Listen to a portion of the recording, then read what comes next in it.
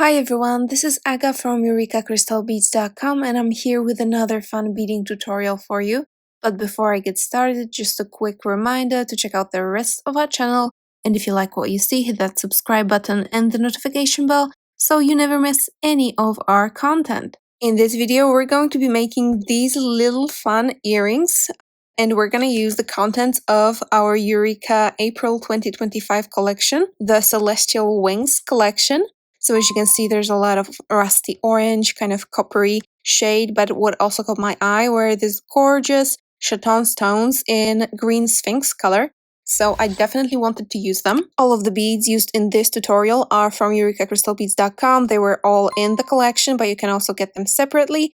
The only thing that was not in the collection, but you can also get at Eureka, is the earring findings, which is this leather black antique copper one, and that's just because I have different plans for the earring findings that were in the collection. Okay, without further ado, let's see what other supplies we're gonna need for the earrings in addition to the gorgeous Green Sphinx Chatons. So you need a pair of these. You also gonna need some 6mm bugle beads, exactly 10 6mm Firepolish beads, then just a handful of 8/0s, and these are Toho 8/0s, and they are just used here in the back to close it up nice and neat. Then you're gonna need your other seed beads, and here I have 11/0s and 15/0s, and those are Tohos. And then the gorgeous Miyuki Delicas mix that was in the collection as well. We're going to be using two colors from the mix. Here I have this silver lined kind of brown color. I think this is silver lined root beer. And then we have this matte transparent color, which is perfect with the crystal that just pops from underneath there. Alright, so that's it. Word on tools. I'm going to be using a size 12 needle with a 6-pound fire line. A 4-pound will be okay as well as size 11 or 12 needle, depending on what you like working with. And some thread cutters. Here I have mine from Beadsmith. Alright, let's start beading. Alright, now we're gonna start with just over half a wingspan of thread on your needle. Just as a reminder, half a wingspan is when you hold the spool of thread in front of you and you extend one hand, that's half a wingspan, and then if you extend the other hand, that's a full wingspan of thread. And we're gonna be using just over half a wingspan. And the first thing you do is you're gonna pick up all 5 of your 6mm Firepolish beads, and you're going to slide them down your thread and then go through all of them once more and in the same direction. So when you pull it all together, they form a little circle. Now to make it all nice and tight, I'm going to tie 3 knots on my thread, and I'm going to pull the working thread with the needle through the loop.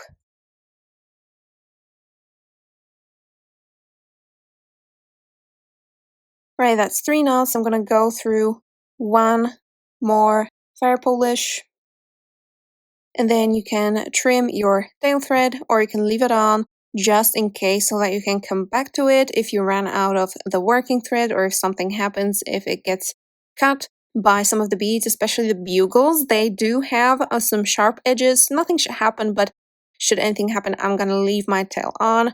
Now I'm going to add a single 11/0 in between each of these 6mm Firepolish beads. So I just go through one of the beads, the next one, of course. Now I pick another 11/0, go through the next one, and so on until you have 5.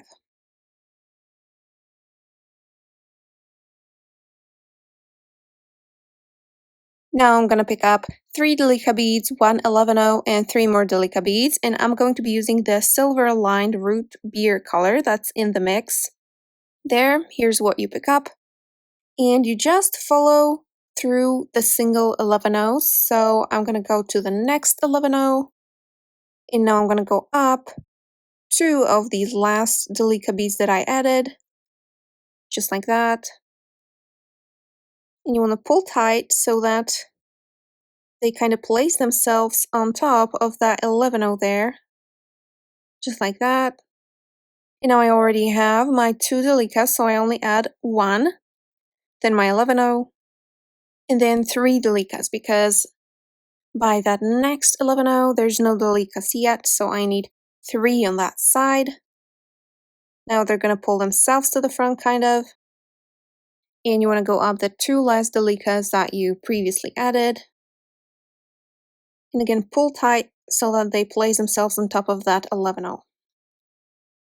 1 delica, 1 11-0, 3 delicas, through the next 11-0, and back up through 2.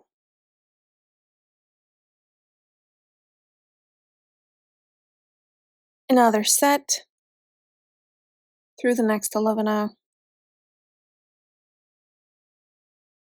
up the last 2. And now, as you may notice, there are some delicas next to this following 11-0. So I'm just gonna go with 1 delica, 1 11-0, 1 delica, and I'm gonna go down the first 2 delicas over in here.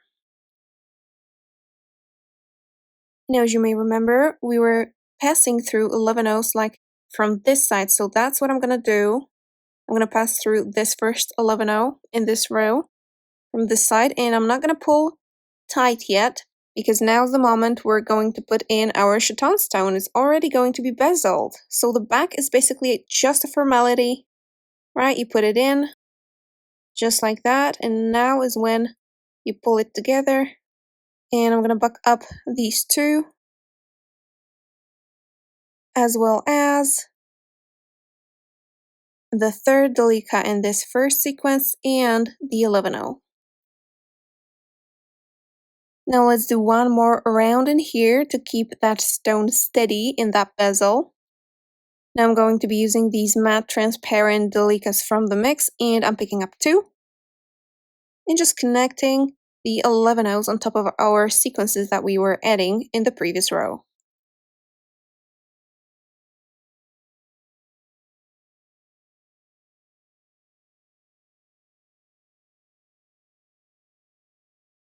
That was my last sequence here.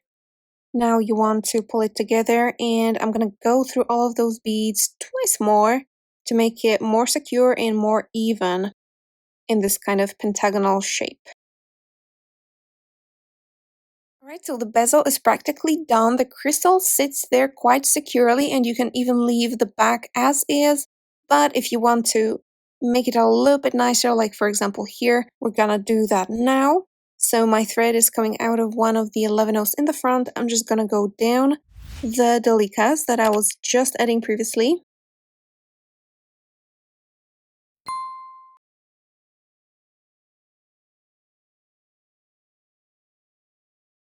And I want to end up with my thread coming out of one of the 11-0s. Right, so basically we're going to do the same thing, only instead of the matte brown delicas, we're going to add some single 8-0s. So I gotta flip my work over, and now I'm gonna go this way, and I'll pick up 3 delicas, 11-0, 3 delicas, and again forward through the next 11-0. Make sure to push that first one to the side where you want it to be. Now up through the last 2.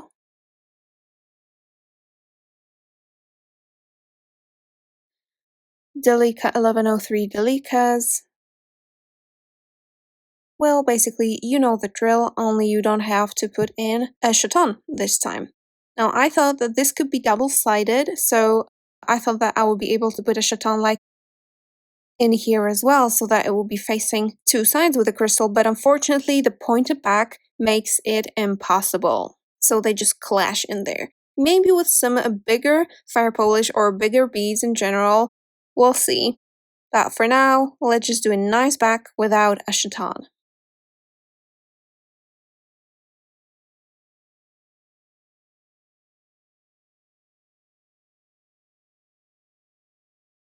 Alright, I finished adding all of my sequences. Now I'm going up the 2 first beads, as well as the 3rd and the 11-0. And now I'm just gonna add the 8-0s in between the 11-0s. So a single 8-0 in between each of the 11-0s. Just like that.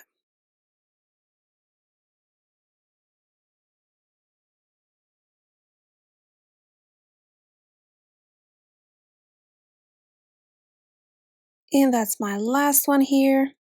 Now to make it a little bit neater and tighter, I'm now going to go through the 8 O's once more, but just the 8 O's, not the 11 O's. So I'm going to basically make a smaller circle out of the 8 O's in the middle, connecting them and skipping the 11 O's. And I'm going to go through that circle 2 more times, just to make it nice and secure.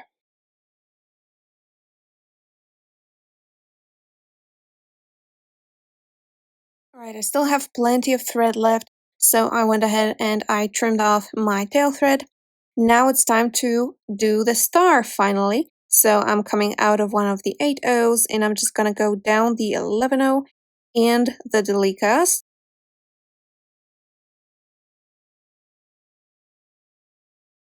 To finally end up coming out of one of the original 11 O's between the Firepolish again. And now, super simple, you pick up 2 bugles and you just pass through the next 11 O. That's right, just like that.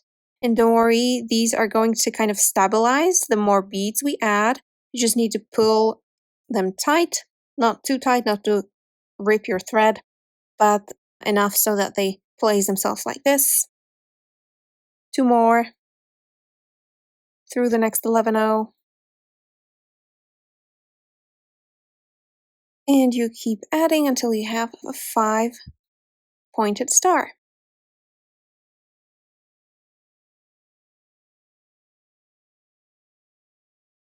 Right, that was super quick. Now we're gonna go around one more time. So I'm going up the first bugle that I added, and on top, I'm going to add a single 11 O, down the second bugle in this point of the star, making sure it ends up nice and symmetrical out there. And now in between the arms of our star, that's where we add the 15 O's, because they fit perfectly over there between those bugles. So I'm going up the next bugle, and I make sure that the 15 O positions itself right over here. This also stabilizes the entire structure, so I'm going to be adding 15 O's in between the bugles over here, and 11 O's on top here.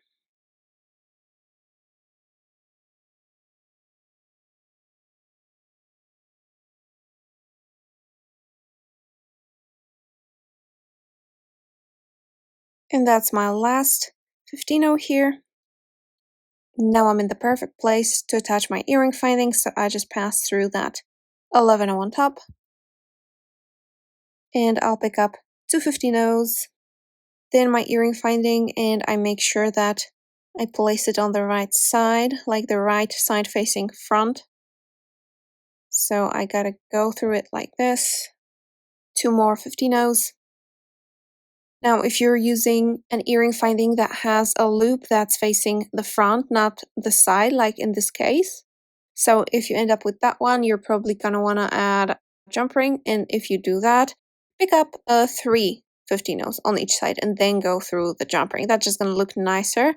In here, I just want the 15 O's to kind of hug the earring finding tight. So I go through the 11 O again, forming a circle with the beads, just like this. I check if it's positioned correctly, and I'm going to go through this circle, all of those beads, twice more to secure the connection. I'm going to tie a knot, weave in my tail, and that's going to be it. And these are the earrings. I love how the colors work together and how the green just kind of pops from inside it. It's so vibrant.